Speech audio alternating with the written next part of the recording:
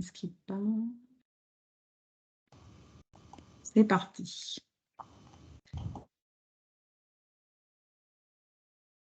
Que ça avance. Voilà, donc les petites consignes de départ. Donc ce webinaire, il vous est proposé en collaboration avec l'Agence régionale de santé, qui est représentée par Monsieur Guilbert dans le groupe de travail, mais qui ne peut être présent ce midi, qui est chargé de mission au système d'information à la direction des stratégies et des territoires. Santé numérique, représentée par Zoé Boudry, qui est chef de projet référente identito-vigilance sur la région et qui vous présentera la partie identito-vigilance primaire et surtout l'INS. On a également l'ASN qui travaille sur le projet avec nous, avec Madame Fossier, qui est chef de pôle à l'ASN, qui ne peut pas être présente aujourd'hui. Habituellement, on a le docteur Boulanger qui nous présente un REX en transfusion, mais docteur Boulanger qui est de la cellule régionale d'hémovigilance, qui ne peut pas être présente ce midi avec nous, donc on fera le REX pour elle. Et puis le docteur De Cohen, qui est médecin coordinateur et qui animera, médecin coordinateur du réseau Santé Qualité Risque, et qui animera la partie, donc la quasi-totalité des REX, ASN, hémovigilance, et qui parlera également de l'identito-vigilance secondaire. Voilà, je crois que j'ai présenté tout le monde. Ces webinaires, ils vous sont proposés dans le cadre de la mise en place de l'INS et puis également pour resensibiliser les professionnels aux bonnes pratiques d'identito-vigilance. L'INS, pourquoi? Parce qu'aujourd'hui, il nous faut vraiment échanger les données de santé d'un patient entre professionnels de santé qui gravitent autour du patient. Ces échanges de données de santé doivent se faire en toute sécurité, le plus sécurisé possible, et c'est l'INS qui va nous permettre justement d'échanger ces données en toute sécurité. L'an passé, nous avons fait des webinaires également en septembre. On était plus sur des webinaires plus généraux, plus globaux.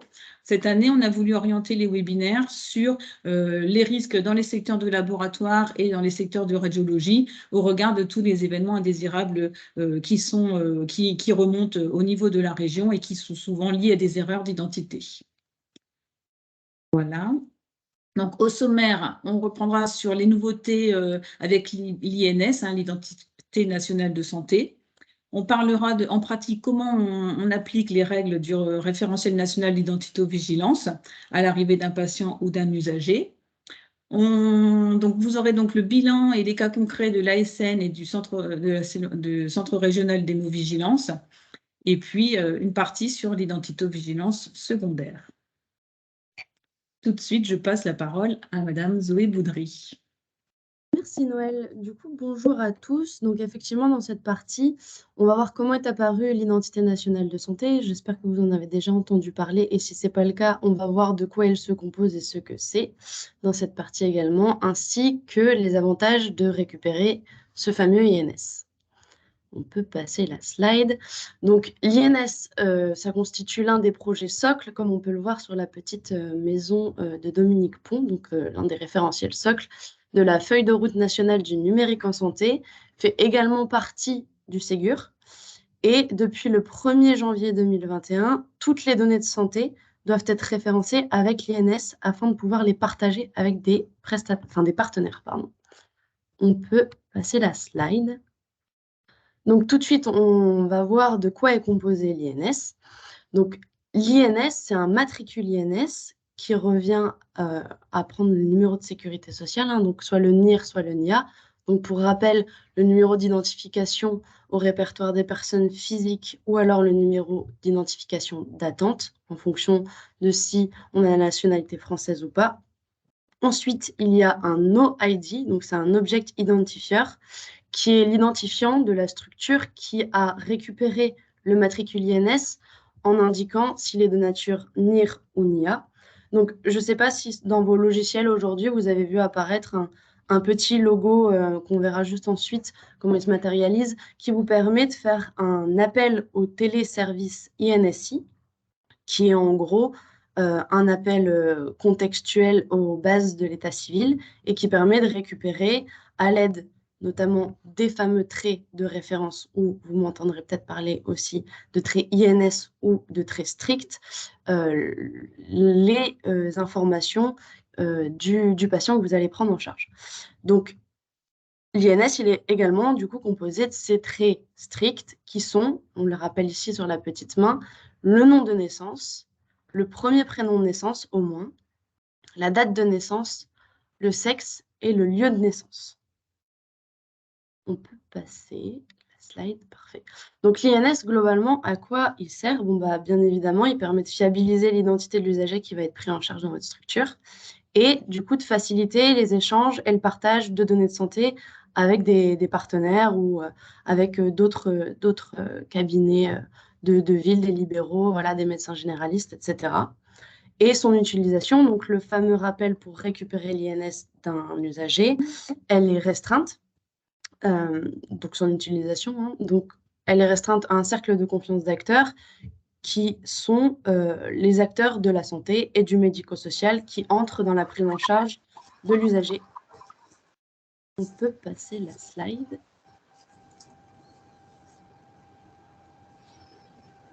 Donc, les avantages de l'INS, finalement, ça va vous permettre de rattacher directement un document qui est reçu ou un document que vous avez scanné dans votre structure.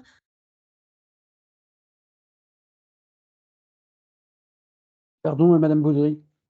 Excusez-moi, j'ai Pas de coupé souci. accidentellement son micro. Oui, j'ai vu. Donc, du coup, rattacher un document que vous avez reçu ou scanner directement à un dossier qui existe dans votre logiciel où vous avez créé tous les dossiers patients. De créer directement une nouvelle identité sans avoir à saisir les fameux traits d'identité dont je parlais tout à l'heure, le nom de naissance, etc.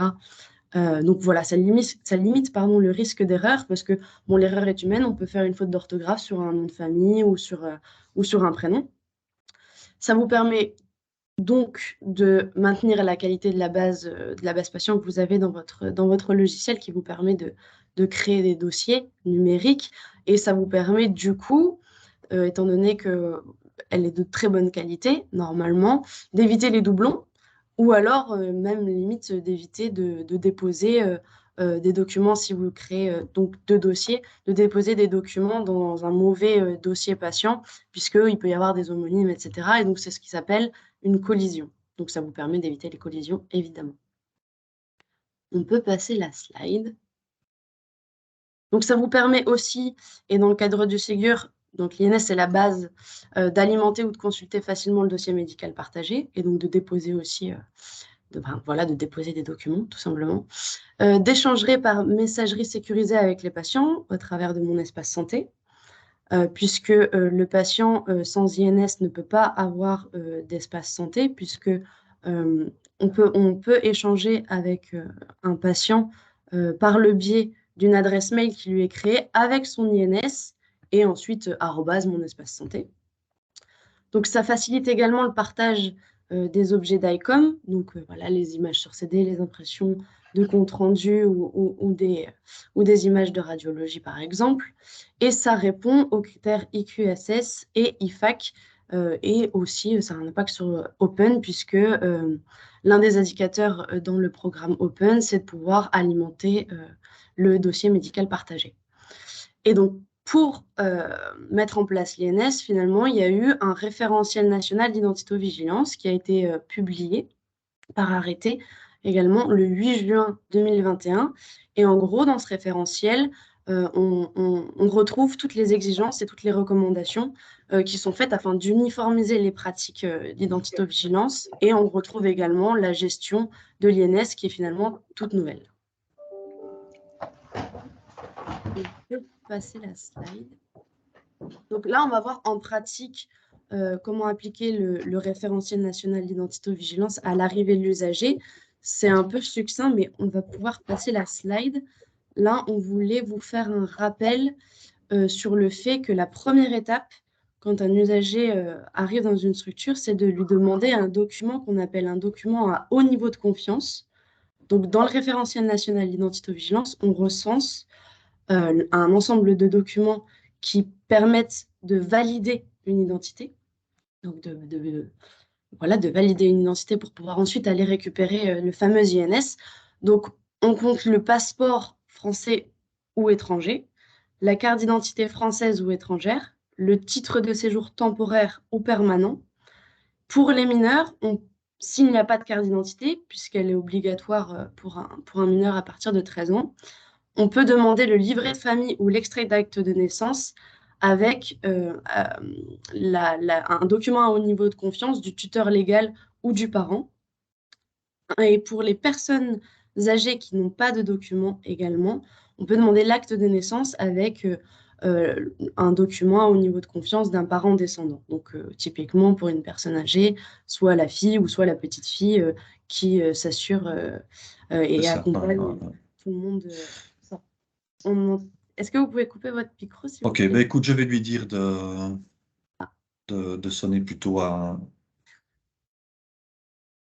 Parfait. Merci à la personne qui a coupé son micro. Donc voilà, on demande vraiment au patient, lorsqu'il arrive dans une structure, un document à haut niveau de confiance et il faut pouvoir lui expliquer que c'est juste pour pouvoir par la suite récupérer son INS qui va lui permettre après de pouvoir déposer des documents sur son dossier médical partagé, pouvoir communiquer avec lui et de s'assurer tout simplement qu'on prend bien la bonne personne en charge, quoi. On peut passer la slide. Donc, dans cette slide-là, on vous a remis des documents qui ont été créés au niveau de la région et qui reprend les points clés du référentiel national d'identito. Donc, lorsque Noël vous enverra le support, vous pourrez cliquer sur les documents, ça renverra vers le document en question. Et donc là, par exemple, sur la fiche mémo, comment créer une identité, donc on reprend l'étape étape par étape, donc le document au niveau de confiance, quels sont les documents au niveau de confiance, comment est-ce qu'on saisit, donc que ce soit en majuscule, est-ce qu'on garde les apostrophes, est-ce qu'on met des accents, etc. Donc comment on saisit les traits d'identité dans son logiciel. Les fameux statuts d'identité, peut-être que vous avez déjà vu dans votre logiciel le statut validé, le statut provisoire. Là, il y en a des nouveaux lorsque vous récupérez l'INS. Donc voilà, on vous donne vraiment toutes les étapes de création d'identité dans le détail dans cette fiche. Et on vous remet aussi une fiche sur qu'est-ce que, en fait, finalement, le référentiel national d'identité-vigilance. Donc voilà pour l'identification primaire. Si vous avez des questions, je vois qu'il y a des choses dans le chat. J'hésiterai pas à y répondre. On peut passer la slide Noël. Et du coup, je laisse la main à monsieur.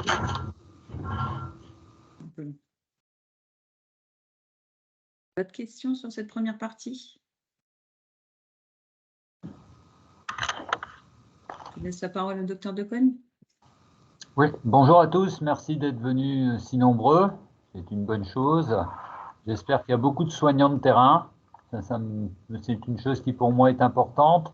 Alors la première phase pour les soignants de terrain, elle est un petit peu ardue, mais elle est indispensable parce que certains soignants de terrain font des identitos primaires à l'entrée de patients, donc il est quand même normal que chacun d'entre nous sache les bonnes pratiques pour récupérer l'identité des patients et notamment la nécessité d'une pièce d'identité d'un élément à haut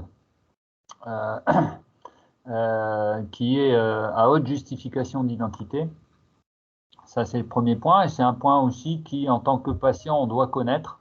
C'est-à-dire qu'on ne va pas faire un soin, que ce soit en ville ou que ce soit en établissement de santé, que ce soit en laboratoire ou que ce soit en radiologie, sans montrer sa carte d'identité. C'est également un élément de sécurité et un élément de sécurité majeur dans la mesure où le DMP est censé se développer. Et personnellement, quand je vois autant de pubs à la télé pour le DMP sans jamais prévenir les gens qu'il est fondamental que l'identité soit parfaitement rentrée pour permettre justement d'implémenter le DMP du patient au bon patient avec les bons documents, parce que vous verrez dans les cas concrets qui suivent que les erreurs sont quand même pas rares et peuvent amener à des décisions ou à des surprises pour certains patients qui iraient voir leur DMP, de se retrouver affublés d'un cancer sans qu'ils le sachent parce que une mauvaise personne, une mauvaise identité a été rentrée. Donc, ce sont des choses qui ne sont pas aussi anodines que ça et sur lesquelles, en tant que soignant, hein, et que moi qui suis un soignant primaire, pourrais dire oui, bon, ça va, c'est pas bien grave. C'est pas si grave que ça. Diapositive suivante. Donc, quelques bilans et cas pour vous situer un petit peu le problème de l'identité-vigilance. En règle générale, les erreurs d'identité sont impliquées dans 6% des événements indésirables et on va y rajouter aussi des erreurs de site parce que c'est aussi des erreurs d'identité, ce sont des erreurs d'identité secondaires. On a oublié de demander aux patients quel comté on allait opérer. Ou bien, on a mis le mauvais malade sur la table. Ça arrive aussi encore en 2022. Donc, pour ce qui est de la radiologie, hein, l'Agence de sûreté nucléaire, 28 événements indésirables déclarés sont liés à l'identité-vigilance. Normal, hein, beaucoup d'examens de radiologie, beaucoup d'examens en ambulatoire, donc beaucoup d'erreurs d'identité-vigilance parce qu'on est moins vigilant en radiologie. On est moins vigilant sur tous les points, même si les manipulateurs de radiologie font extrêmement attention. Beaucoup d'examens, donc risque plus important. Un premier cas, un secrétariat médical demande une radiologie. La secrétaire recherche ce patient, recherche le dossier patient dans le logiciel de radiologie. Elle le retrouve. Tout est bien fait, le radiologue interroge le patient pour savoir s'il a des douleurs thoraciques. Le patient répond non, l'examen est réalisé et par la suite, le secrétariat du médecin de ville envoie un courriel au centre de radiologie parce que le compte-rendu ne correspond pas au patient du médecin. Donc, visiblement, un homonyme dans la base informatique du service de radiologie, défaut de prise d'identité, et on se retrouve avec des mauvaises informations, un retard de prise en charge pour le patient qui aurait dû avoir, et un autre patient qui a bénéficié d'un examen. Bénéficier est un bien grand terme, puisqu'il aura quand même reçu une petite dose d'irradiation, certes probablement peu responsable, mais s'il avait eu un produit injecté, qu'il était par exemple allergique au produit injecté, ce qui arrive quand même, qui fait une réaction allergique un peu importante avec un petit séjour à l'hôpital, on comprend très vite que l'erreur d'identité peut avoir des conséquences importantes. Là, c'est tout le problème de l'identité-vigilance en ville qui est posé parce que de nombreux cabinets de radiologie, de laboratoire, voire de médecins traitants ont leur propre base de données de patients, pas forcément sur les règles du RNIV, et donc ça va déjà compliquer les choses pour envoyer les documents au DMP. Et il va falloir quand même convaincre les praticiens libéraux qui connaissent leurs patients depuis plus de 10 à 15 ans de leur demander au moins une fois la vérification de leur carte d'identité pour permettre de justement relier l'ensemble du dossier que détient le libéral vers le DMP par le lien qui est le NIR, c'est-à-dire ce numéro en santé, cet INS, cet identifiant national de santé qu'on dispose tous à la naissance. Dès qu'on est déclaré à la mairie, vous êtes fiché, vous êtes un numéro en France, clairement. Il faut le dire comme ça, c'est plus clair. Et ce numéro est unique. Il a des avantages. Il n'y a pas de problème de tiré, de tréma. Moi, j'ai un problème sur mon nom. On a voulu le prononcer à la française alors que c'est un nom flamand et on a mis un tréma dessus pour essayer d'imaginer que ça faisait où. Ce tréma, il a disparu entre la carte d'identité, entre mon acte de naissance et ma carte d'identité. Je me pose toujours la question si un jour on ne viendra pas me chercher des noises pour la disparition du tréma. Avec mon numéro d'identifiant qu'on m'a gentiment donné à la mairie de Dunkerque quand je suis né, là, pas de souci, c'est mon numéro. Il n'y a pas de tréma, il n'y a pas d'apostrophe, il n'y a pas d'espace, il n'y a pas de tiret. Et puis, ça se prononce comme un chiffre tout bête, donc il n'y a même pas d'erreur de prononciation. Diapositive suivante. Un deuxième cas, un brancardier qui vient chercher un patient dans un service, le patient X, pour pose d'endoprothèse biliaire, et pas de chance, chambre double, il prend le patient Y, descend le patient au plateau interventionnel, il est accueilli par le radiologue, qui lui demande le nom de son voisin, clairement. Et le patient, comme il n'a pas envie de remonter, comme il est peut-être un petit peu prémédiqué, comme il est peut-être un petit peu aussi impressionné, il dit oui, gentiment. Et peut-être qu'il est un peu sourd comme moi. Moi, je dis oui facilement, comme ça, au moins, on a la paix, on a répondu oui, et puis voilà. Il valide l'ensemble des éléments et on se rend compte au décours de l'intervention. Donc, il est endormi. On lui a donc fait un cathétérisme biliaire et là, on découvre que ce n'est pas le bon malade. C'est un fait qui s'est passé il y a très très peu de temps. Hein. Donc, on est en 2022. Donc, on voit que là, l'identité, c'est toute la chaîne. Hein. C'est le secrétariat tout à l'heure dont j'ai parlé en disant, voilà, on va chercher un mauvais dossier. C'est aussi toutes les interfaces. C'est aussi le service où se trouve le patient. Diapositive suivante. Donc, alors, on a plein de choses à raconter. Hein. Le mauvais patient qui est arrivé au mauvais endroit et le soignant qui fait confiance au brancardier. Ah, je t'ai ramené monsieur machin. Et puis, si le brancardier s'est trompé, bah, c'est pas monsieur machin, c'est monsieur truc. Et là, on est parti pour la cascade d'erreurs. Défaut de pratique dans la prise d'identité. On appelle un patient par son nom, monsieur Dupont, et c'est monsieur Durand qui s'avance. C'est un coup classique, hein. Je l'ai eu moi-même en consultation d'anesthésie en allant chercher un patient. Et comme bon, je suis un petit peu plus sévère sur mon identitovigilance, je ne rentre pas et je n'ouvre pas le dossier du patient tant qu'il n'est pas dans mon cabinet. Et je lui demande donc, je lui demande donc à ce moment-là son nom. Il me donne un nom tout à fait différent. Et je dis, mais pourquoi vous êtes rentré dans ma consultation? J'ai bien appelé monsieur Dupont. Il dit, oui, mais personne ne se lève. Moi, j'attendais depuis 1 heure. J'ai vu qu'il y avait un trou. J'ai vu que vous étiez l'anesthésiste. J'ai sauté dans le trou. Voilà. Voilà le genre d'erreurs qui peuvent se retrouver. Les interruptions de tâches, l'absence de bracelet d'identification, notamment chez les patients qui ont des troubles cognitifs et qui vous diront oui, oui. L'homonymie en salle d'attente aussi, ça, attention, l'homonymie, ou bien alors les familles qui viennent ensemble. Ça aussi, c'est un gros risque. Vous mettez 2 personnes de la même famille dans la même chambre double, histoire voilà, de les mettre ensemble. Ça, c'est un risque d'identité, d'erreur sur l'identité au cours des prescriptions, qui est évident. Donc, ce sont des choses à éviter de faire. Ou alors, si on le fait, normalement, on se dit, ah oh, attention, enfin, voilà.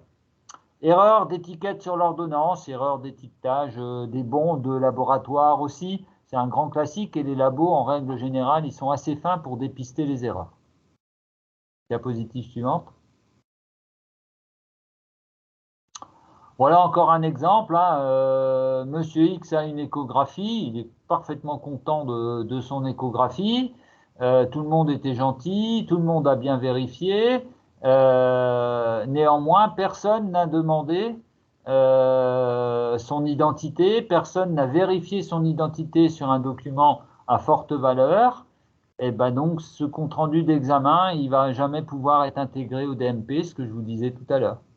Voilà, donc on va encore avoir une feuille volante, ce qui est un peu dommage. Et le patient ne va pas comprendre, parce qu'à la télé, il voit. Hein, il voit qu'on peut le mettre dans son DMP.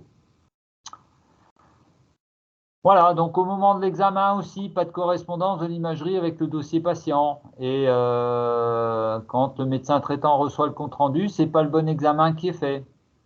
Erreur d'examen, retard de prise en charge. Bon, on se retrouve toujours dans les mêmes problèmes côté radiologie. Diapositive suivante.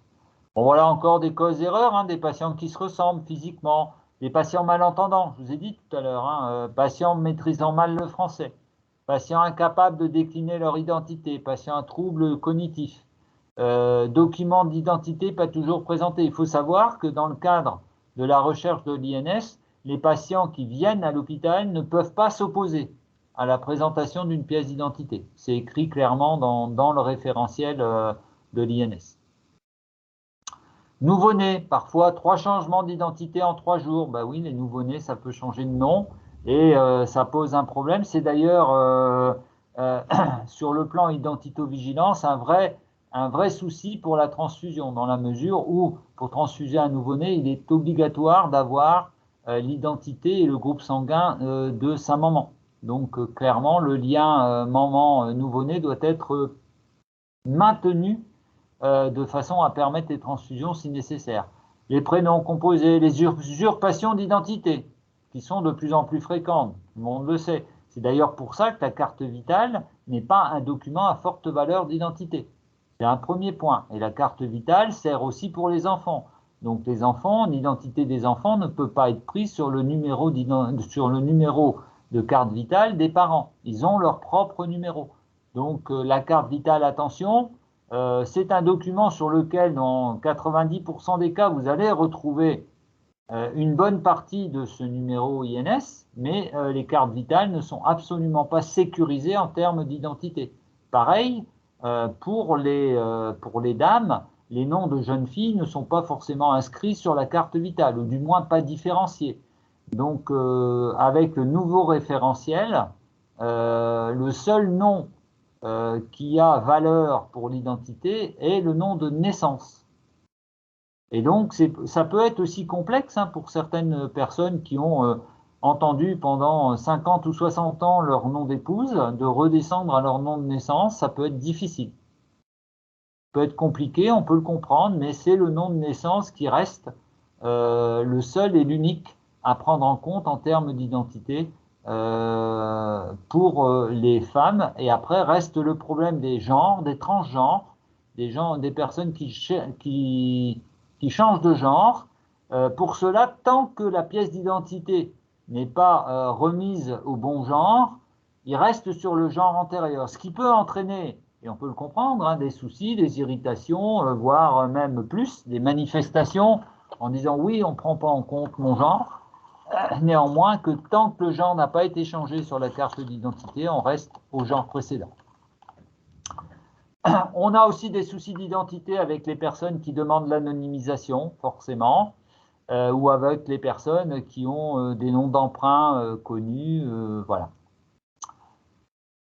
Et puis, des erreurs d'identité arrivent aussi quand on a des gens dont on ne connaît pas et dont on ne peut pas valider l'identité. Quand on ne connaît pas l'identité, il vaut mieux mettre une identité tout à fait différente, genre inconnu nouveau, enfin voilà, quelque chose qui marque, qui permet de dire, voilà, c'est le dossier inconnu nouveau, on sait que ça correspond à ce patient, voilà, et de faire la bascule complète à la fin du séjour, à la limite, ce qui est beaucoup plus simple que de se retrouver avec des documents, un coup dans le bon, un coup dans le mauvais. Ou de faire une bascule à un instant T, où on n'aura pas d'impact sur le soin, quel qu'il soit. Diapositive suivante.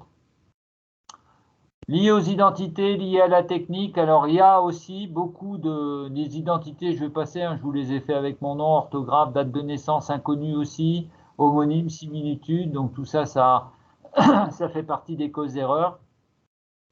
Et les erreurs aussi liées à la technique, et il faut bien se rendre compte, et ça c'est un problème des établissements de santé, qu'il y a encore de nombreux logiciels patients qui ne sont pas adaptés aux règles du RNIV. Et contrairement à ce qu'on aurait pu croire, c'est-à-dire une imposition par le ministère de la Santé et l'agence numérique d'imposer aux éditeurs de logiciels de passer, ils n'ont pas l'air, franchement, très enclins à vouloir modifier leur logiciel pour pouvoir mettre, par exemple, ne serait-ce que le nom de jeune fille en avant, le nom de naissance en avant, et mettre le nom d'usage en secondaire. Diapositive suivante. Bon, et puis les causes d'erreur, elles sont aussi liées à nos pratiques. On utilise peu les questions ouvertes, quoique maintenant ça commence, le personnel commence et les soignants commencent à savoir que quand on demande l'identité à un patient, on lui demande d'épeler son identité, on ne lui dit pas « vous vous appelez monsieur ». Et votre date de naissance est, on leur demande clairement, on vérifie si ça concorde avec le bracelet d'identité quand le patient en a un, ou avec des pièces d'identité ou des personnes ressources si nécessaire. Et on vérifie aussi que quand on s'occupe notamment d'actes, et qu'on est en train de faire des actes de soins, qu'on est sur la bonne étiquette sur le bonbon, mais comme maintenant on est toujours informatisé, on se pose le problème de l'informatique, des menus déroulants, des clics sur le mauvais nom qui est juste au-dessus ou juste en dessous, ou des dossiers informatiques qui sont laissés ouverts et pour lesquels on continue à se retrouver coincé, à faire des prescriptions sur le mauvais dossier, ce qui arrive très très fréquemment encore. Donc attention, quand on est en informatique, l'informatique, on a l'impression que c'est un monde extrêmement sécuritaire. Il possède aussi ses erreurs d'identité. L'organisation du travail, les changements d'équipe, les changements d'interface, la coordination entre les équipes, non pas le fait d'être méfiant vis-à-vis de l'équipe précédente ou vis-à-vis de son collaborateur, mais c'est de lui dire oui, je sais que tu as vérifié, je revérifie, c'est comme ça, c'est ma façon de travailler, c'est notre façon, ça doit être une façon d'équipe. Voilà.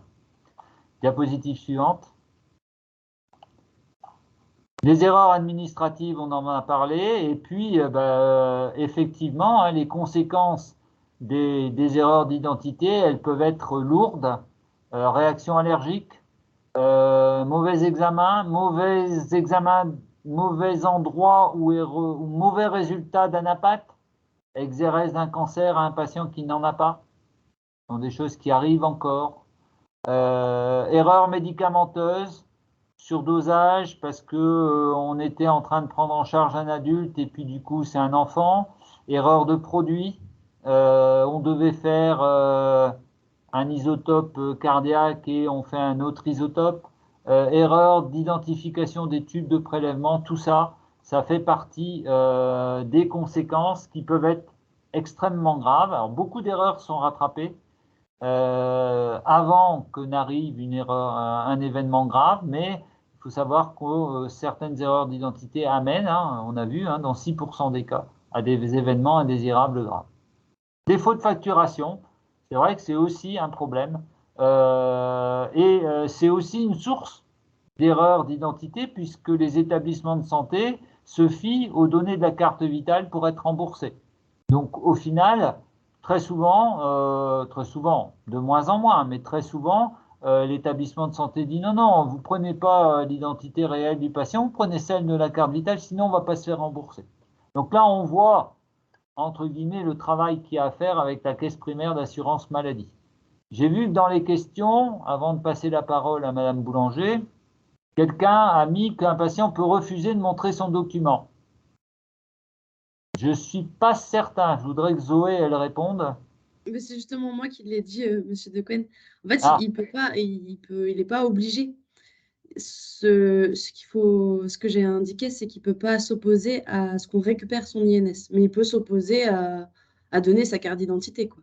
S'il a envie de vous donner son permis de conduire alors que ce n'est pas du tout un document recevable, pour lui faire plaisir, vous pouvez lui prendre, mais voilà, il faut lui préciser que ce n'est plus les documents qui permettent d'attester de l'identité et que s'il ne souhaite pas vous donner un document qui est dans la liste du référentiel, on ne pourra pas récupérer son INS ou en tout cas, on ne pourra pas partager des données de santé sur le DMP ou avec… voilà. En gros, c'est ça.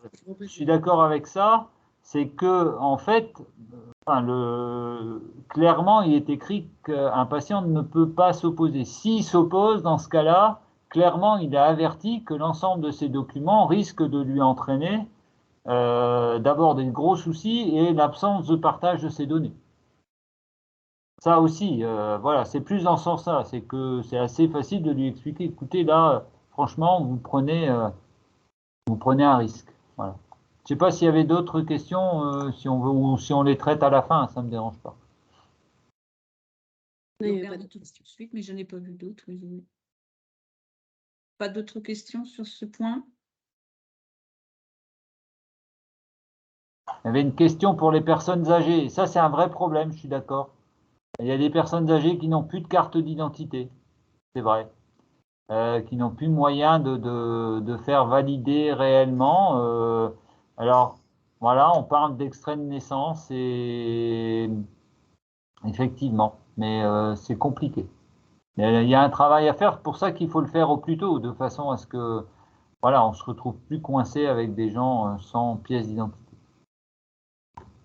Ou alors, pour préciser, docteur, effectivement, pour compléter, hein, les personnes âgées qui sont mariées, hein, depuis longtemps et la dame qui se retrouve veuve continue, par habitude, d'utiliser son nom marital.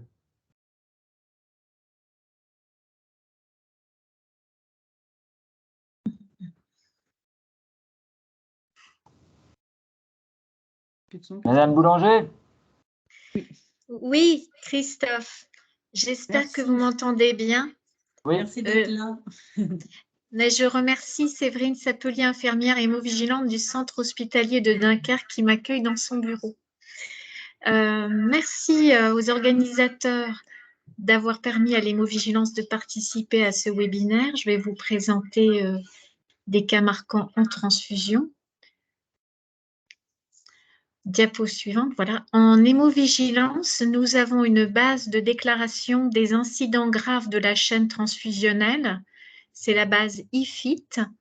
Et dans cette base, les erreurs qui concernent l'identification des patients représentent la moitié des déclarations d'incidents graves de la chaîne transfusionnelle, c'est-à-dire 49%, c'est la partie jaune moutarde du camembert.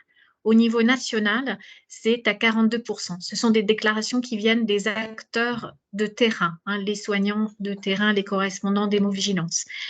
J'ai choisi de vous présenter ici 2 cas qui concernent des patients receveurs. Je ne parlerai pas des dysfonctionnements en collecte de sang avec des donneurs de sang où on peut avoir des ruptures de liens don-donneur lors de dons. Le premier cas de figure, c'est celui d'une patiente de 57 ans qui est admise dans un établissement de santé avec un titre de séjour qui mentionne seulement son année de naissance. Elle est donc admise avec une identité saisie avec une date de naissance au 1er janvier de son année de naissance 1952. Clic, cette patiente se présente avec des examens d'immunohématologie faits dans un laboratoire de ville qui sont de détermination de phénotype érythrocytaire au groupe sanguin et une recherche d'anticorps anti-érythrocytaires ou RAI négative, tous ces documents à la même identité au 1er janvier 1952. Ensuite, en raison d'une anémie à 7,7 g d'hémoglobine, le praticien en charge de la patiente dans l'établissement fait une prescription de 2 concentrés de globules rouges ou CGR standard avec l'identité patient au 1er janvier 52 qu'il adresse à la structure de délivrance qui est le site de l'établissement français du sang accompagné des résultats d'examen immunohématologique, phénotype érythrocytaire et RAI négative. Par conséquent, l'EFS délivre 2 poches de sang, 2 CGR standards, en éditant une fiche de délivrance avec une identité patiente concordante au 1er janvier 1952. Ces poches sont transfusées à la patiente avec une bonne tolérance. Suivant. Si bien que le lendemain, la patiente est toute heureuse de rentrer toute rose à son domicile. Vous me direz que tout s'est bien passé, mais en fait, que se passe-t-il le jour de la sortie? Le jour de la sortie, l'EFS, Établissement français du sang, reçoit une alerte émise par son portail de surveillance, car il existe dans la base régionale receveur de l'EFS Hauts-de-France un dossier avec une identité homonyme, même nom de naissance, même prénom de naissance, même sexe, également le même nom d'usage, mais une date de naissance au 31 décembre 1952. Or, dans ce dossier doublon, la patiente est connue avec un alloanticorps anti-érythrocytaire, alloanticorps dangereux en transfusion qui est un anti-Fi1 ou anti-Fia. Elle aurait donc dû recevoir des CGR phénotypés Fi-1 compatibilisés. Que fait l'EFS dans cette situation? L'EFS va immédiatement prévenir l'établissement de santé Donc, diapo suivante, le FS prévient l'établissement de santé, le médecin prescripteur responsable de la transfusion ainsi que le correspondant d'hémovigilance. Mais la patiente est sortie. Il va donc falloir recourir au médecin traitant. Et le médecin traitant va mettre en place, en coopération avec l'EFS, un suivi clinique et biologique post-transfusionnel. La patiente va donc retourner au laboratoire 3 jours après la transfusion pour contrôler que son taux d'hémoglobine est correct, la transfusion a eu un bon rendement, le taux de bilirubine est normal, la RAI toujours négative et il n'y a pas d'anticorps fixés sur les globules rouges, CUMS négatif. Mais 2 semaines plus tard, un nouvel examen est fait le 30 septembre et là, la patiente a un taux d'hémoglobine qui a baissé à 8,5 g. La RAI s'est positivée et cette fois, on identifie un nouvel anticorps anti-érythrocytaire, un anti-JK2, qui est un anticorps encore plus dangereux que l'anti-FIA. C'est donc une patiente très bonne répondeuse au plan immunologique. Vous voyez, une transfusion, bing, un anticorps.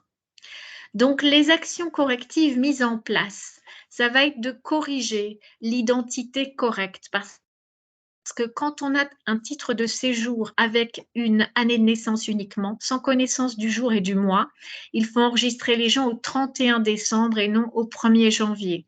Donc, l'identité corrigée et les doublons fusionnés.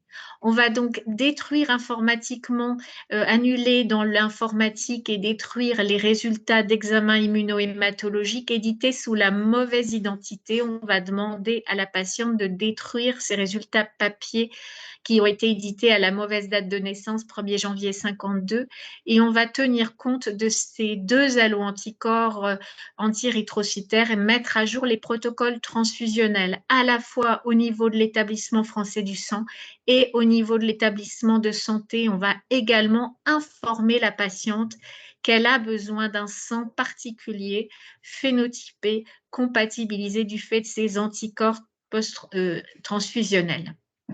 Diapo suivante. Le deuxième cas, c'est celui d'une patiente plus jeune, une patiente de 36 ans qui arrive en urgence une veille de jour férié dans un établissement de santé avec son titre de séjour.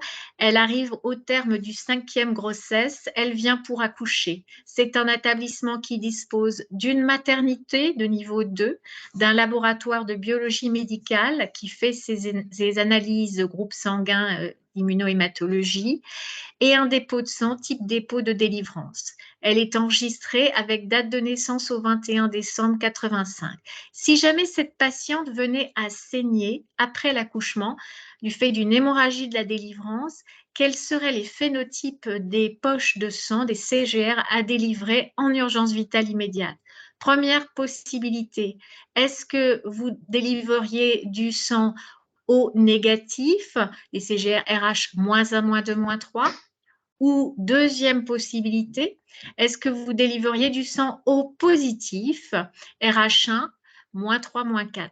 La bonne réponse, s'il n'y a pas de phénotype connu pour cette patiente qui est en âge de procréer, femme de moins de 50 ans, on donnerait du sang O négatif. Alors, cette patiente ne vient pas sans rien. Dans sa petite valise, elle va venir avec des résultats d'analyse. Elle a fait le suivi de grossesse au laboratoire. Elle vient donc avec des résultats d'examen édités avec sa date de naissance au 21 décembre 85, de détermination de phénotype érythrocytaire et des RAI négatives au cours de la grossesse. Et elle est de groupe sanguin A+, RH1, donc -3, -4. Donc, je repose ma question, si jamais cette patiente venait à saigner dans les suites de la délivrance, quel serait le phénotype des CGR à délivrer en urgence vitale? Premier cas, est-ce qu'on délivrait du sang O négatif, RH -1, -2, -3, ou bien plutôt des CGR O positifs, RH1, -3, -4? Eh bien, dans le cas présent, la bonne réponse, on préférerait et il vaudrait mieux délivrer du sang O positif RH1 -3, -4 pour coller au phénotype A+, RH1 -3, -4 de la patiente, puisque c'est une femme en âge de procréer, en étant phénotypée RHKL, phénocompatible RHKL. Diapo suivante. Alors, la dame accouche, elle met au monde une jolie petite fille, voilà, 2,9 kg, Abgaradis, ça veut dire un bébé qui va très bien. Et tout d'un coup, le biologiste va faire une alerte, un biologiste qui travaille le 14 juillet, comme beaucoup d'entre nous, et qui alerte sur l'existence d'une RAI positive chez la maman. Cette maman a un anticorps anti-RH4 ou anti-petit c, anticorps dangereux en transfusion. Et de plus, le biologiste a trouvé dans la base du laboratoire un dossier avec une identité homonyme, même nom de naissance, même prénom, même sexe et même nom d'épouse, mais une date de naissance différente d'un jour, 20 décembre 85. Or, sur ce dossier homonyme, il y a bien un allo-anticorps anti-RH4, anti-petit c, le même allo-anticorps qui est connu en fait depuis 2016, depuis la 4e grossesse. Et donc, pour cette patiente, il faut en tenir compte et s'il y a besoin d'une transfusion, la transfuser non seulement sans phénotyper RHK, RH-4, mais aussi compatibiliser. Diapo suivante. Donc le biologiste alerte et en faisant son alerte, il s'inquiète pour le bébé puisque nous avons ici un petit bébé qui naît d'une maman allo-immunisée. Il faut donc vérifier qu'il n'y a pas de maladie hémolytique du nouveau-né, d'incompatibilité materno-fétale. Donc cet enfant va bien, pas d'ictère, pas de pâleur, son taux d'hémoglobine est à plus de 18, ce qui est normal pour un nouveau-né.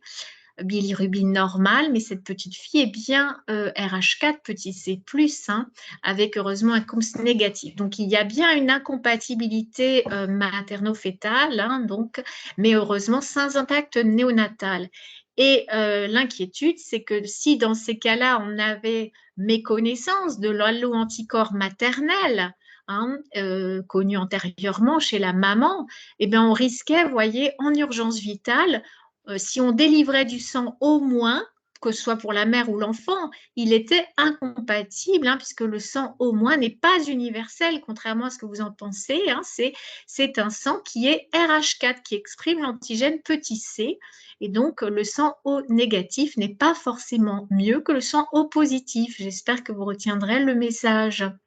Diapo suivante.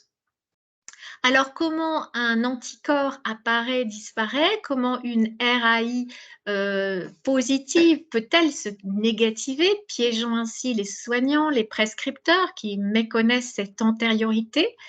Eh bien, lorsqu'on est exposé à un antigène étranger, par le biais d'une transfusion, par le biais d'une grossesse, l'anticorps va apparaître après une certaine latence et c'est dans la fenêtre verte que vous avez le plus de chances de piéger l'anticorps. Ça correspond en général à un délai de 1 à 3 mois après l'exposition à l'antigène. Mais ensuite, avec le temps, l'allo-anticorps peut devenir infradétectable et passer sous le seuil de détection de la RAI, qui est comme tout examen biologique, la RAI peut passer à côté si l'anticorps est faiblement détectable. Et donc, c'est le piège, vous voyez, des anticorps perfides et dangereux. Et cet anticorps, diapo suivante, lors d'une nouvelle transfusion ou lors d'une nouvelle grossesse, en tout cas lors d'une nouvelle exposition à l'antigène, cette fois l'anticorps peut se réactiver, mais très rapidement, puisque le système immunitaire garde une mémoire immunologique, donc une réactivation rapide de l'anticorps qui peut être à l'origine d'un accident post-transfusionnel, donc avec une hémolyse par incompatibilité immunologique, ou d'une anémie fœtale ou néonatale par incompatibilité materno-fœtale. Et donc, c'est le piège des anticorps qui apparaissent et disparaissent. Diapo suivante. Donc, que dit la réglementation en termes de transfusion? Eh bien, après toute transfusion de produits sanguins labiles, il faut prescrire au patient une RAI, une recherche d'anticorps anti-érythrocytaires, dans un délai de 1 à 3 mois après la transfusion et transmettre ces résultats de RAI au prescripteur et au site de délivrance pour mettre à jour éventuellement le dossier transfusionnel du patient si apparaît un allo-anticorps anti-érythrocytaire. Donc, le petit slogan, vous connaissez par cœur, un anticorps un jour, un anticorps toujours, un anticorps sera fidèle, c'est plus vrai qu'en amour, d'où l'importance du lien avec l'identivigilance sécurisée grâce à l'INS et permettant un échange de données informatisées entre différentes structures. Diapo suivante. Donc aujourd'hui, grâce à mon espace santé, eh bien, on va pouvoir partager ces données et au 31 décembre 2022, les laboratoires, tous les laboratoires, publics, privés et de l'EFS, devront injecter les comptes rendus d'examen de biologie médicale dans mon espace santé et les transmettre, pardon pour l'écho, les transmettre par messagerie sécurisée au prescripteur. Diapo suivante. Merci encore. Et si vous avez des questions sur ces cas d'hémovigilance, je suis à votre disposition pour y répondre. Merci. Merci beaucoup, docteur Boulanger, et merci d'avoir pu être présente. Christophe, tu vas reprendre la main? Ouais, une question sur ça. Donc, si les laboratoires implémentent l'espace santé, donc le DMP, ça veut dire qu'ils sont obligés d'utiliser l'INS.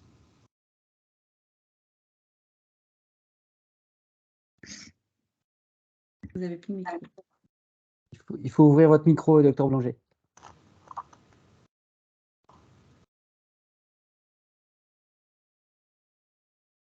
Alors, il y avait une question pour moi?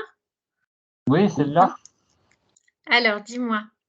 J'ai simplement dit si les laboratoires vont être obligés au 31 décembre d'implémenter le DMP, puisque c'est ça, hein, l'espace santé.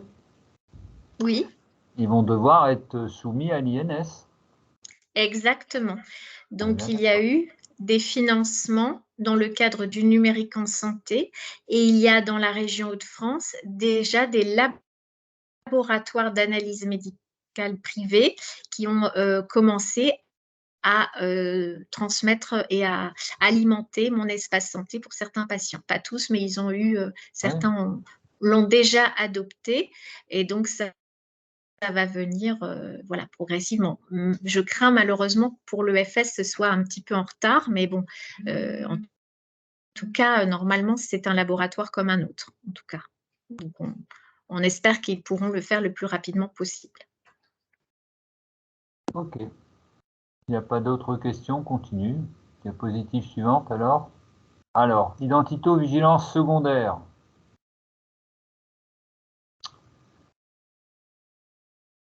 Avant, je vais quand même remettre une petite couche sur l'identito-vigilance primaire et rappeler quand même, parce que dans le public qu'on a aujourd'hui, on a peut-être aussi des agents des bureaux des entrées, qu'ils font partie du soin et ils sont aussi probablement la première brique essentielle pour qu'un soin soit fait dans les règles de sécurité. Et ça, je tenais à le rappeler. Les hôtesses, les agents d'accueil au niveau des bureaux des entrées, ceux qui vont justement ouvrir ce fameux dossier informatique sur lequel après les soignants, l'ensemble des soins qui vont être réalisés vont être directement implémentés. Donc vous voyez très bien l'importance du bon dossier pour le bon patient. Donc ça c'est fondamental. Et de même que cette identito-vigilance primaire est la première barrière de sécurité pour un acte de soin fait correctement, l'identito-vigilance secondaire est la même. Alors comment faire? On revient sur tout ce qui a déjà été dit, hein, il n'y a pas de secret. Chaque étape du parcours de l'usager. Et ne pas croire qu'on le connaît et donc comme il est chez nous, on n'a pas besoin de faire de l'identité, on n'a éventuellement pas besoin de mettre un bracelet, sauf que de temps en temps, il va aller promener ailleurs. De temps en temps, il va avoir des petits médicaments qui vont faire qu'il peut perdre conscience. Et qu'il va peut-être avoir un circuit qui va peut-être pas être un aller-retour. Donc, il va passer peut-être par une salle de réveil, peut-être mieux par un soin intensif. Et que s'il n'a pas de bracelet d'identité, à chaque étape, il y a des risques d'erreurs d'identité qui peuvent être mis en place. Donc, à chaque étape du parcours de l'usager, bien penser à décliner son identité et à renforcer les sécurités pour pouvoir vérifier, c'est-à-dire faire un double contrôle. entre ce qu'on sait de l'identité et ce qui est l'identité réelle du patient. Demander au patient de décliner et non pas lui donner son nom et sa date de naissance, mais c'est lui qui donne. Voilà, quel est votre nom, quel est votre prénom, quelle est votre date de naissance, et éviter donc les questions fermées. Le but, c'est de garantir le bon soin, le bon acte, le bon acte diagnostique, le bon acte thérapeutique au bon patient. Identifier tous les éléments du dossier, c'est fondamental, ça s'appelle aussi de l'identito-vigilance. Et quand on est avec une partie de dossier papier, une partie de dossier informatisé, et quand on est expert visiteur et qu'on reprend les dossiers papier et qu'on commence à les secouer, à les étaler, on se rend compte qu'il y a des documents qui ne sont pas étiquetés, les consentements par exemple, où il n'y a pas le... Ou alors il y a 2 pages au consentement, mais la page signée, il n'y a pas le nom du patient. Et comme la signature est illisible, à qui appartient le document signé? Déjà, médico-légalement, ça devient compliqué. Et puis, de temps en temps, on trouve des documents qui ne sont pas au bon patient. Bien étiquetés, mais avec un nom différent. Et donc là, c'est toujours un petit peu la surprise.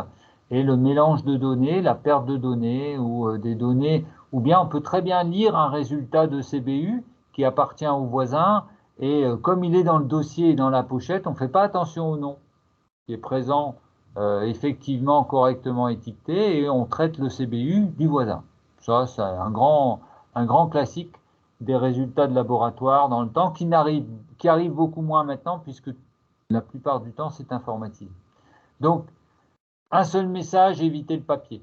Rester à l'informatique qui a ses pièges, mais ne plus éditer de papier. On a, nous, dans l'établissement où je travaille, comme ça, on s'est fait avoir sur du papier pour une consultation d'anesthésie, où pour bien faire, on a sorti l'impression de la consultation d'anesthésie 1 semaine avant que la malade soit prise en charge, c'était un accouchement, et malheureusement, dans la semaine avant l'accouchement, des choses se sont passées.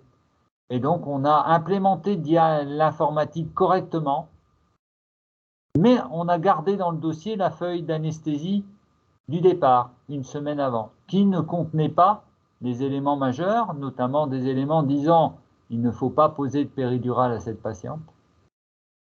Et cette dame a eu une péridurale. Heureusement, les choses se sont bien passées, il n'y a pas eu d'événement indésirable. Néanmoins, on a frisé la correctionnelle. Donc attention, les papiers, les impressions, tout ça, ça n'a qu'une valeur à la date où on les imprime. C'est pareil pour les documents, hein, pour les GED, hein, vous connaissez ça très bien dans les établissements de santé. Donc faites attention, tous les éléments du dossier étiquetés quand on a des éléments papier, et le moins de papier possible quand on peut. Restons informatisés si maintenant on est informatisé. On aime ou on n'aime pas, hein, moi je suis d'une génération papier, voilà, c'est comme ça. On ne fait pas la moitié, voilà, et on ne double pas en sortant du papier. Ça, c'est la pire des choses qu'on peut faire. Quand on effectue une recherche, l'effectuer correctement, tu peux revenir, voilà, dans le logiciel, éviter les noms entiers, plutôt rechercher sur plusieurs noms qui obligent à vérifier la date de naissance, à les rechercher, plutôt que d'aller chercher directement, je sais que c'est monsieur machin, pour peu que vous faites une faute d'orthographe et qu'il y a un homonyme dans le service, les affaires sont parties tout de suite. Vérifier, et ça c'est vrai, une vraie identito et informatico-vigilance, quand on fait quelque chose sur un dossier, être certain que c'est le dossier du patient qui est ouvert. D'où, là aussi, pour m'être fait une fois au bloc opératoire, sur un dossier laissé ouvert dans une salle que je reprenais à un autre nom de patient et avoir commandé des produits sanguins au mauvais nom, parce que ça se passe toujours dans l'urgence, et puis voilà, on ferme les dossiers qu'on a clos, on ne les laisse pas ouverts, et c'est aussi de la sécurité informatique, de la confidentialité, on ferme son ordinateur dès qu'on n'a plus besoin, ou du moins on ferme le logiciel patient dès qu'on n'a plus besoin d'y aller, de façon à ce que personne d'autre puisse y accéder et éventuellement prescrire sur votre nom ou faire un acte de soin sur votre nom. Vérifier la concordance, donc ça c'est tout ce que je viens de vous dire. Diapositive suivante. Toujours être cohérent aussi, hein, il y a des fois des petits trucs qui permettent de se rattraper sur l'identité d'un patient par rapport à ses antécédents, par rapport à son physique, par rapport à ses attitudes. Il y a des choses qui permettent aussi de corréler l'ensemble pour avoir une identité qui reste fiable. S'assurer de la cohérence de prescription et du patient. C'est clair aussi, mais c'est ce qui arrive souvent dans les dossiers informatisés où on s'est trompé en prescrivant, nous les docteurs, et il peut nous arriver de prescrire un médicament pour le mauvais malade, parce qu'on a mal ouvert le dossier, qu'on n'a pas vérifié, qu'on l'a fait de façon rapide, qu'on a été interrompu.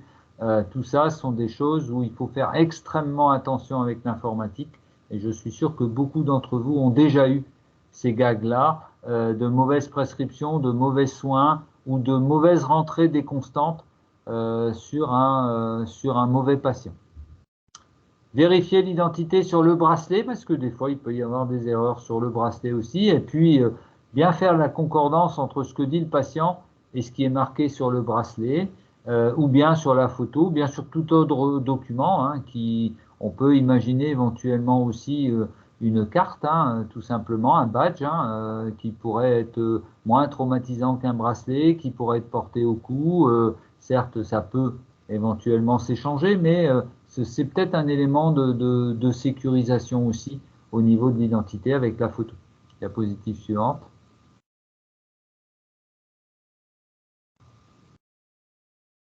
En ville, alors en ville, ça va être le vrai problème, hein, parce que moi, pour en avoir parlé avec certains médecins généralistes, ils nous ont dit, t'es bien gentil, mais on a autre chose à faire que d'aller vérifier l'identité de gens qu'on connaît depuis 20 ans. On n'a pas que ça à faire, déjà rien qu'avec les papiers de la Sécu et compagnie. Si tu penses qu'on va aller recueillir l'INS, sa carte d'identité et tout ça, voilà, bah oui, malheureusement, il va falloir y aller, parce que sinon, tout va rester lettre mort et le dossier médical du généraliste ne pourra pas aller implémenter le DMP. C'est comme ça, c'est tout. C'est pas moi qui l'ai fait, hein, mais c'est malheureusement les règles et c'est aussi des règles de sécurité pour qu'il n'y ait pas de mélange de dossiers. Donc voilà, comment peuvent faire les généralistes? Il y a probablement un travail à faire en ville avec probablement le Conseil de l'Ordre, avec les URPS, avec les différentes sociétés pour arriver à ce qu'on puisse faire valider au minimum une fois l'INS et peut-être de temps en temps demander une vérification, peut-être, mais au moins au minimum une fois l'ouverture du dossier. Au moins si chaque généraliste qui prenait en charge un nouveau patient s'assurait de l'identité et récupérait l'INS, on aurait déjà fait un grand pas. Voilà, et on est aussi, on va rester sur la diapositive. Désolé, je prends un petit peu de temps. Tu peux revenir en arrière, Noël? Voilà. On est responsable des données patients et on est responsable de les sécuriser. Et puis, l'INS, toujours l'INS, encore l'INS. Diapositive suivante. Alors, on est d'accord qu'il y a aussi des tas de pièges, hein, qu'il y a de l'information pour les patients, notamment au niveau des données de la carte vitale, des données de la mutuelle, au niveau des fois aussi de la carte d'identité. Il y a certains patients qui vous disent « Non, mais il y a une erreur sur ma carte d'identité, n'empêche que c'est elle qui fait foi. » Alors, pour aller rechercher l'INS, c'est des fois un petit peu compliqué. Mais ça reste des cas à la marge, hein. Si déjà on arrivait à 95% des patients de recueillir l'INS et de tout relier à l'INS et non plus au nom, prénom et à la date de naissance, ça permettrait déjà d'avancer beaucoup. Et puis toujours prendre le temps pour voir avec le patient quelques minutes pour vérifier les données. Ça c'est fondamental au bureau des entrées notamment.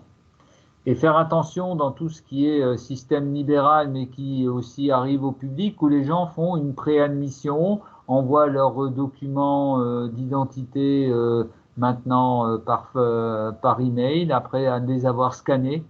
L'erreur de la pièce d'identité du mari pour l'épouse est toujours possible aussi. Donc, il est nécessaire d'être extrêmement précautionneux sur ces documents-là.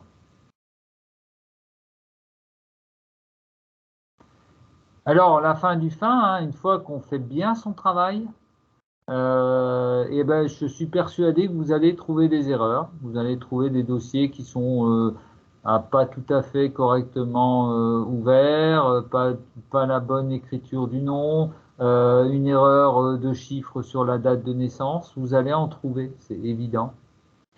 Et bien là, dans ce cas-là, on la signale à qui? Si on est dans un établissement de santé, une structure importante, il y a une cellule d'identito-vigilance, donc on lui signale, mais on ne fait rien de son propre chef. C'est-à-dire qu'on laisse faire, parce qu'il y a des procédures pour faire une bascule, ce que je vous disais tout à l'heure, de faire une bascule globale, pour qu'il n'y ait pas d'erreur dans la bascule et qu'on ne perde pas des documents, et qu'on ne mélange pas des documents.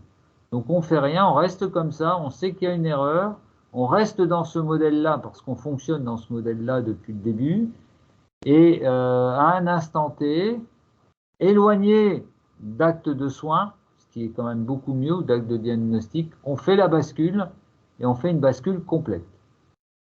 Sans oublier tout ce qu'il faut, voilà, c'est-à-dire que les documents papier vont tous être réétiquetés à la bonne personne, que voilà, l'informatique c'est facile, ça va basculer de 0 à 1 d'un coup d'un seul, mais c'est tout le reste, tous les papiers d'identité, tous les papiers, toutes les éditions papier qui vont devoir être modifiées.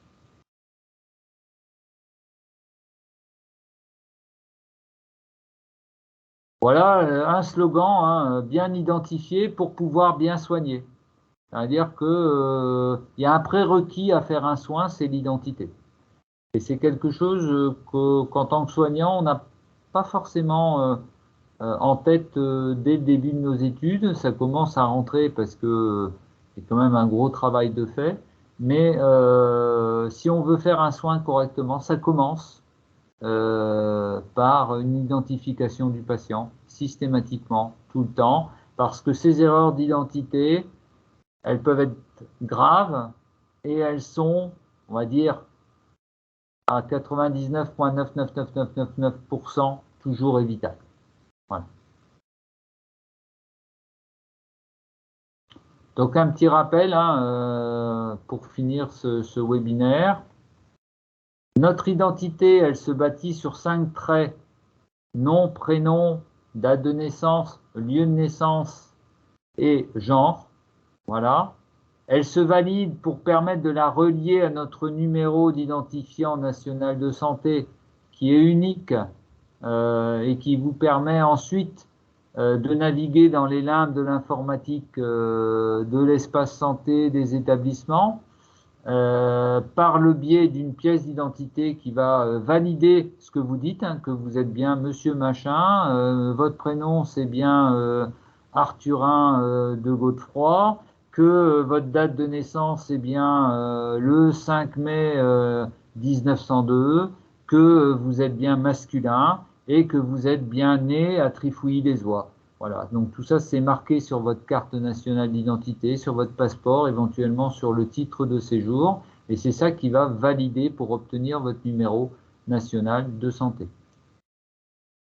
Ça s'appuie sur la formation des professionnels, c'est ce qu'on fait là, mais c'est ce qu'il faut faire en règle générale. Cette formation, elle commence à rentrer, elle commence vraiment à assembler. Et ça s'appuie aussi sur un élément majeur, et qui pour l'instant est, à mon avis, sous-estimé et sous-déployé, c'est la sensibilisation des usagers. Et là, il y a un travail majeur à faire. Il faut bien reconnaître que les associations des usagers sont multiples et variées, que ce n'est pas forcément une coopération amicale et exceptionnelle entre elles, qu'elles n'ont pas non plus une diffusion majeure dans la population, et que donc il y a encore beaucoup de travail pour faire comprendre à l'ensemble des patients que nous sommes, et là maintenant je pense que tous ceux qui ont participé au webinaire sont convaincus de la nécessité d'avoir une pièce d'identité quand on a besoin d'un soin. La plupart des patients ne sont pas forcément encore parfaitement au fait de ces choses-là. Donc, c'est l'ensemble de tout ça qui va permettre d'avancer rapidement et surtout d'utiliser l'informatique de façon pleine et entière et en toute sécurité. Et c'est un vrai atout que d'avoir un espace de santé privé, hein, le dossier médical partagé pour tout le monde, c'est une évidence. Mais on ne peut pas le faire sans sécurité, notamment sans sécurité au niveau de l'identité des patients.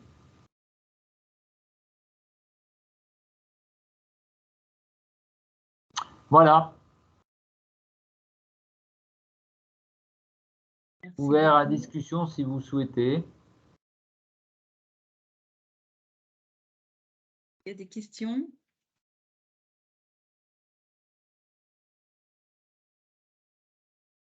Je voulais vraiment vous dire également, moi, que voilà, n'hésitez pas à utiliser, vous allez recevoir les replays et le PowerPoint. Donc, n'hésitez pas à le diffuser au sein de votre établissement. En plus, il y a certaines slides du PowerPoint qui peuvent être utilisées comme pour affichage, hein, donc n'hésitez pas à les afficher. Mais c'est vrai que, comme disait Christophe, il y a un gros travail à faire aussi au niveau des usagers. Sur cette diapositive aussi, vous avez un lien vers une animation qui peut être utilisée également pour les soignants ou pour les usagers, pour les sensibiliser à l'identito-vigilance. Voilà.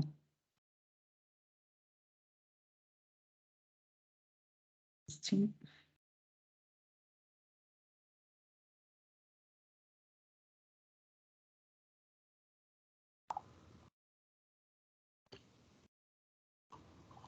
Beaucoup de remerciements, Noël. Peut-être rappeler le quiz, les affiches, Geniali, hein, les outils qui sont mis à disposition.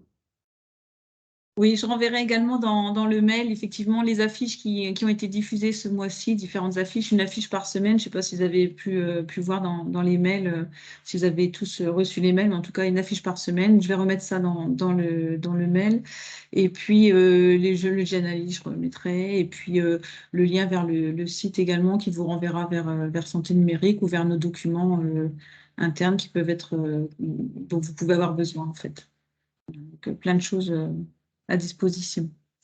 Et puis, Madame Boudry et moi-même aussi, hein, si vous avez des questions complémentaires, on fait aussi le service après-vente.